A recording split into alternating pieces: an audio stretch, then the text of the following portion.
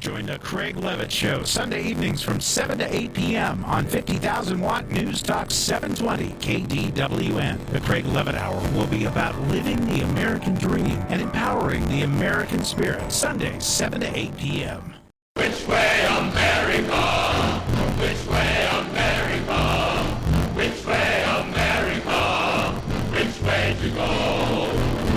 This is my country and I want to know which way America is going to go.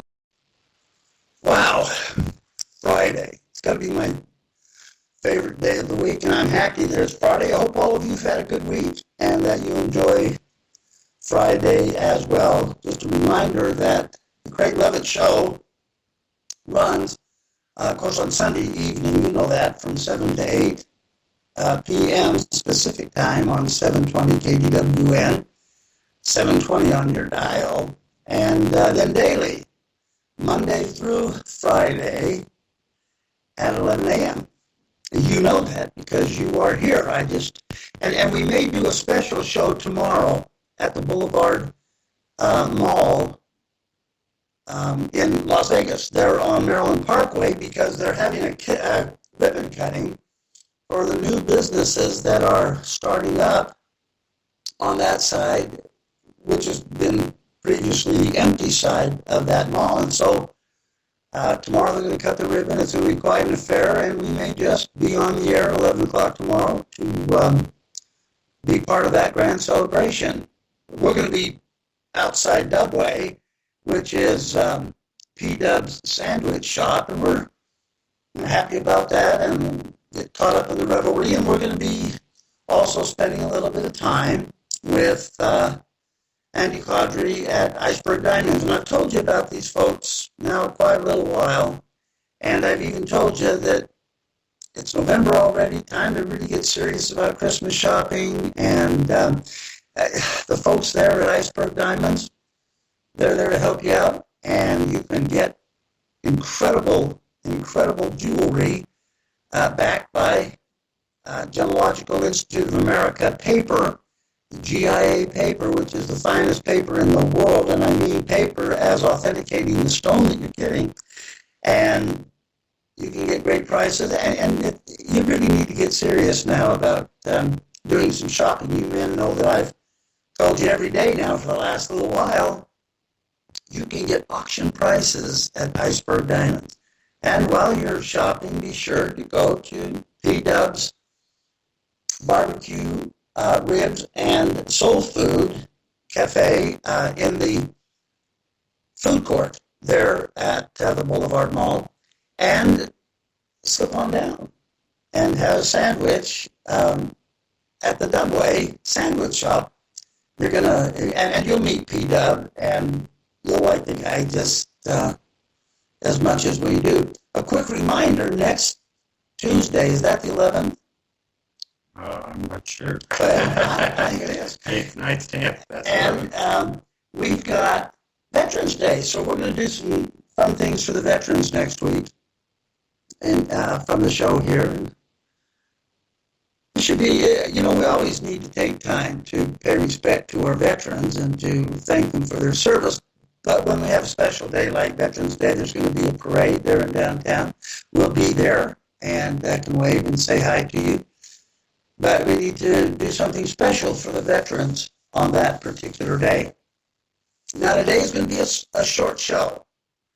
It's Friday, and I know a lot of you have Friday plans. Some of you get off work early. Some of you didn't have to go to work. You had a furlough and had other plans. And so today we're going to have a short show, a short show, and kind of wrap up what we've talked about this week. We've been talking a lot of politics this week.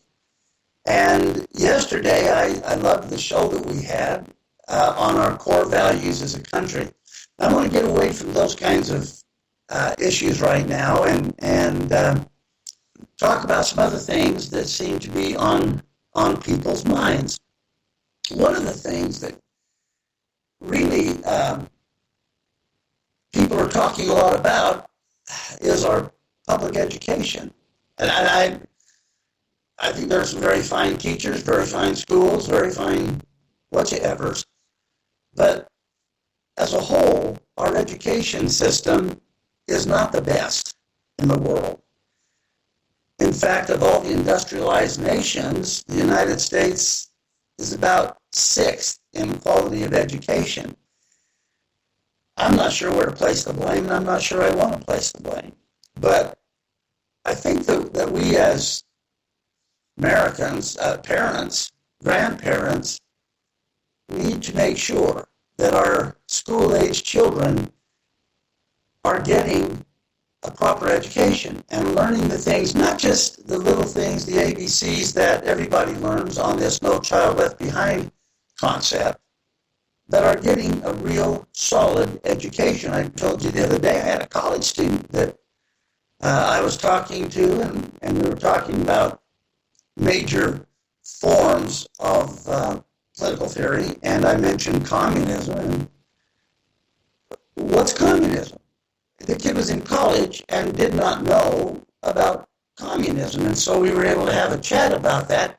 But when people enter into society with a fifth grade reading comprehension level, and some, that's the average, some a little higher, some a bit lower, when we find that education is not preparing our kids when they graduate from high school to get a job other than just a little entry-level job, and there's nothing wrong with those.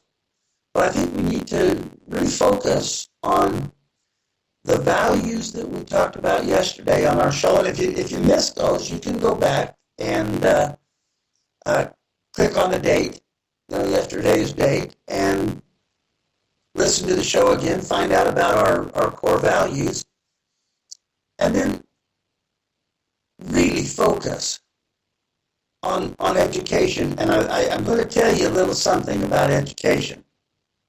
Education is not learning how to use digital devices. Education is not about having something that you can press a few buttons and get information. Education is training your mind so that you can learn to resolve difficulties and problems and find solutions. Now, the guy that programmed the computer, programmed your device, he knows how to solve those problems. And when you get just the answers, it's superficial unless you also understand the process by which that answer was achieved. So the idea behind education is to learn to think, to analyze, to be able to resolve issues and solve problems, and may I say, in a nonviolent way. Nowadays, a lot of problems are resolved by somebody beating the whale out of somebody else, and because they're bigger and stronger, might makes right, but that's not how problems should be resolved. So this Christmas time, I want to encourage you to get presents for your children and your grandchildren. And by the way, as I say this, if they hear it, I shall be hated by everyone, all the kids. But get them things that will test their mind. And I'm not talking about electronics. I'm talking about books. Our kids are graduating from high school not understanding the process of reading and learning as to develop the brain. And if anything happens, the battery on their little smartphone device or whatever goes out, they're going to be sunk. So the key to education, and you might want to write this down because it's pretty cool. The key to education lies in the ability to read and comprehend what you read from a book. I mean, there's great skills that are achieved when you look at a page, can read it, and actually understand what you're reading. I did a little test with some high school seniors not long ago. We all had a book, and I had each of them read a little bit of the book, 1 or 2 paragraphs. And after they were through reading, we would all close our books, and I would ask them what they just read. 9 times out of 10, they had no idea what they just read and what it meant. Well, it was something about, let's see, it was something about this or something about that. And what did that mean to what was a reference? I don't know. So we would go on and we would read. Sometimes we would read an entire page. And then I would ask them, what did you just read? Something about something. 9 times out of 10, these high school seniors flunked reading comprehension. Not with something they read when they were in the 4th grade or the 10th grade or the 7th grade, what they just read. Now, that's not a language barrier, folks. That's a thinking barrier. Our kids are not learning how to actually think. And the ones that are having problems in public school because their brain just moves faster than No Child Left Behind. And so, as you contemplate, except for jewelry, you guys that know who you are that need to buy jewelry there at Iceberg Diamonds, the rest of you, if you've got kids, give them things that are not electronic. I'm not saying give them a library, but make sure that at least 1 or 2 of the books that are presents that get our books. And I don't mean little novels that have fun endings and have monsters. Get them a book that has something to do with factual history. Get them a biography of somebody other than Harry Potter or some of these Hunger Game guys. Get them something to read that they have to think about and that they can then comprehend and remember. I just think that's a dynamite thing. What do you think, Christopher?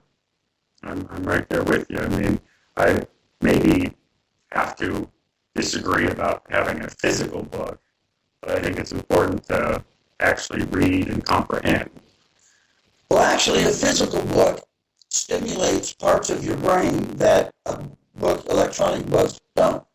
And so, let me tell you, on my little smart device, I hate to have a device that is smarter than I am. But anyway, on my smart device, I have a few books that I read, and that's okay.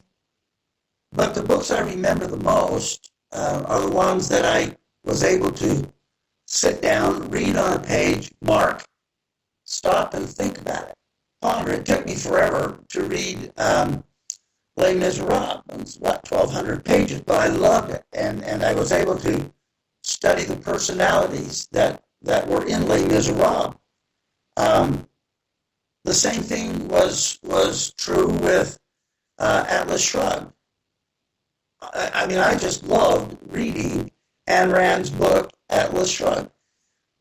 But I didn't just skim through it. That was another time that I stopped. I was able to cross-reference. I was able to think, make notes, write my notes down on my little computer that I keep for that purpose, and really study it and think. Anyway, I made the point that I think we need to help our kids in education.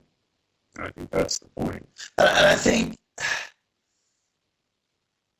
Christopher and I were laughing the other day, I think, about the fact that when I went through high school and college, we still used the slide rule.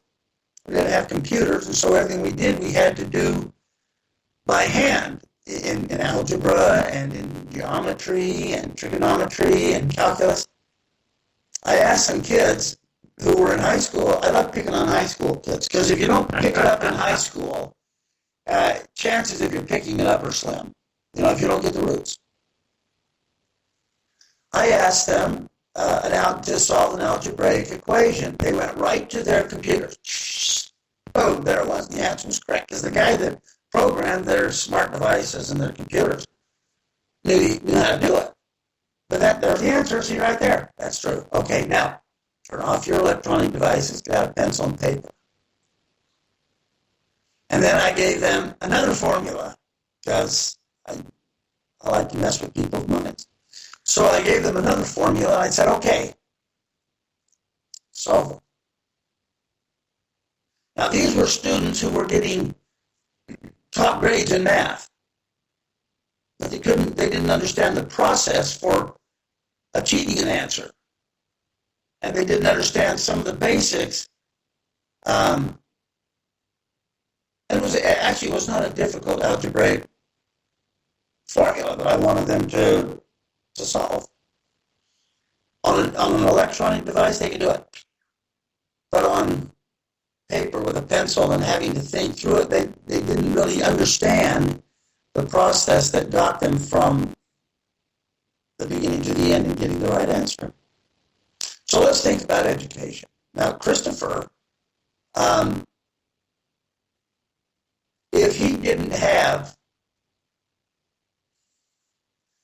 what he does naturally with electronics. I mean, the kid can figure anything out, solve it, boom, he's there, and he comprehends the computer, he comprehends electronic devices, he can do anything, he's that kind of guy. I'm going to test him this week on reading comprehension out of a book, and then I'll call 911. I mean, the kid can look at something and he comprehends it immediately. And I know I teach Christopher. He likes to have quiet time when he can sit down, put his feet up, and read a book the same way. So I'm just giving him a little bit of a hard time today.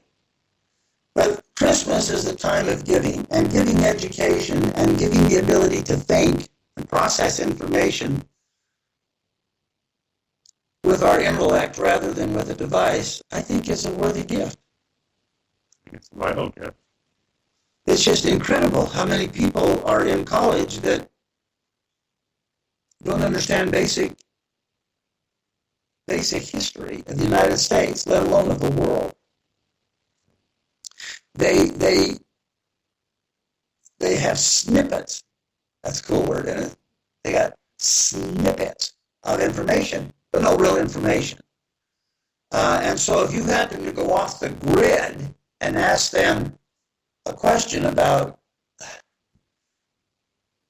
American history, they go, what? Once again, a college student. We were having a discussion on veterans, and I mentioned the Korean War, and he said, what's Korea? Oh, wow. What's Korea? And I told him, no, it's not an eye disease, it's a nation.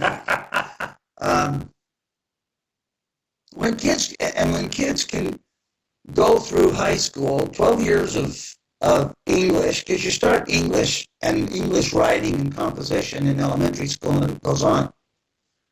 And they don't know how to diagram a sentence so that they know what the subject, the verb, and the predicate is. They don't know the difference between a noun and a pronoun, or a noun and an adjective. And I say, well, kids, how do you not know that? And back when I was a kid, and that was a long time ago, I understand we still use chalk and one of those blackboard things. We used to have to stand up, and the teacher would give us a sentence. I'll make an easy one, like the black dog barked at the moon. And we used to have to look and diagram it. You draw a line, and then there's the subject, and then there's a vertical line, and then the verb. And I had when I was helping some students do that, they said, "What's a verb?" And I said, "Well, it's a state of being, and it has action, or a state of being. Like I am is a verb because it is a state of being." Anyway, we go on, and then so I'd go the/dog.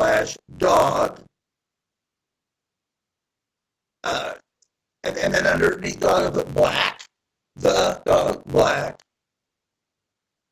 did what? We barked. And then the neighbor threw a shoe at him because he was a barking dog. Anyway, we had some fun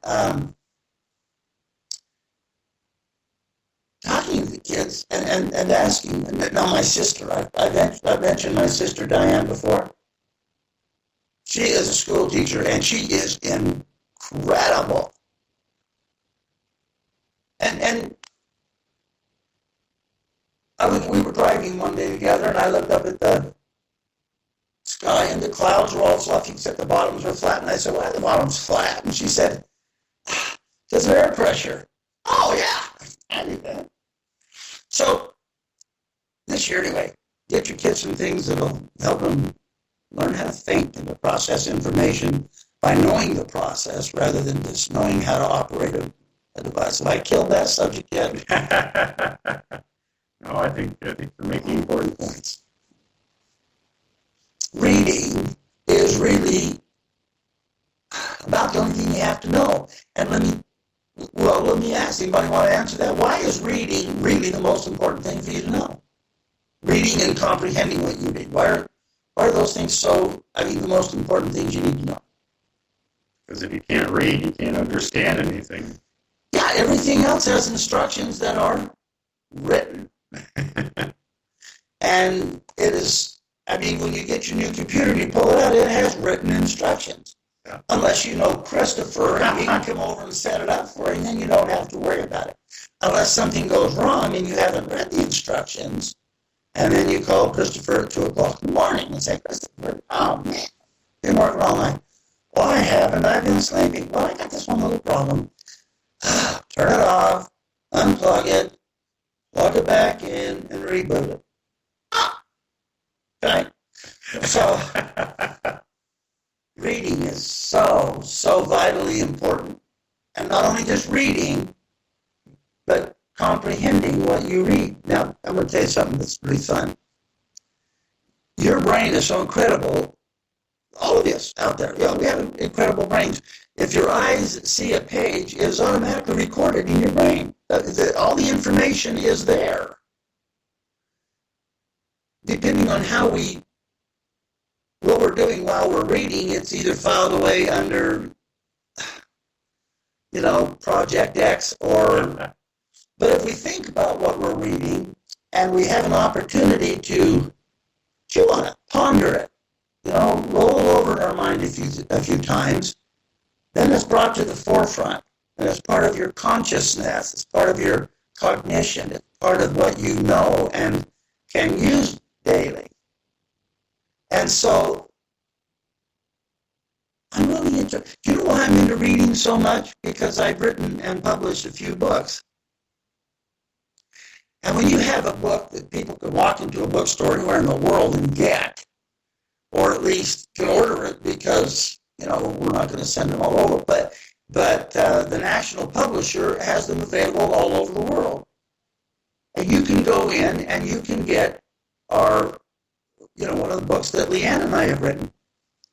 And they're fun. One of them that was internationally published was A Buffet of Happiness. That's really cute. All original poems, essays, thoughts, short stories, quotes, snippets. Good book. It's a fun book to read. And then the crown jewel of our literary efforts is a book that we published entitled How to Drive the Devil Nuts. That's the best book I've ever read, and I loved it as I was writing it. By the way, I'll tell you what, anybody out there that would like a free copy of either a buffet of Happiness or How to Drive the Devil Nuts, just contact us, and I think Christopher will send you an electronic book, one that you can pick right up on your computer or your smart device and read, right? I will be more than overjoyed to do that. Wow. And I promise you that, once again, it's all original. We haven't plagiarized. We haven't done the things like other people do, like Joe Biden. But I'm not going to mention names. I don't think that's a good thing. So we're going to have some fun with that. I think, just to be fair, I think Rand Paul was caught quoting some things he didn't give proper credit for. Is that right? That's my understanding. Well, we don't do that, folks. Everything in those two books I can use because I wrote. So it's not plagiarizing if you're quoting yourself, right? I don't know. Could a person plagiarize himself? Well, I'm glad it's Friday because, anyway, Actually, a person can. If a person has given up the copyright to a publisher, then he can only speak about that book in terms of the copyright of the publisher. And if he goes out and writes something from that book without permission from the publisher, he can plagiarize himself. Wow. See, Christopher's very analytical, and he looks at things that not another person on the face of the earth would look at. Anyway, hey, folks, I want you to join us Sunday night, 7 o'clock, at KDWN 720 on your AM dial at 7 o'clock to 8 o'clock in the evening. And then next Monday, we're going to begin our daily shows again, 11 o'clock, right here on the CraigLevinShow.com. Sorry about the short. I don't know why I just can't say short show. It's like Susie sells seashells down by the ocean. Anyway, let's give us a listen on Sunday and next week. And from me, Craig Levitt, and Christopher Finnegan, have a great weekend, will you? and have good luck. Which way, America? Which way, America? Which way, America? Which way to go?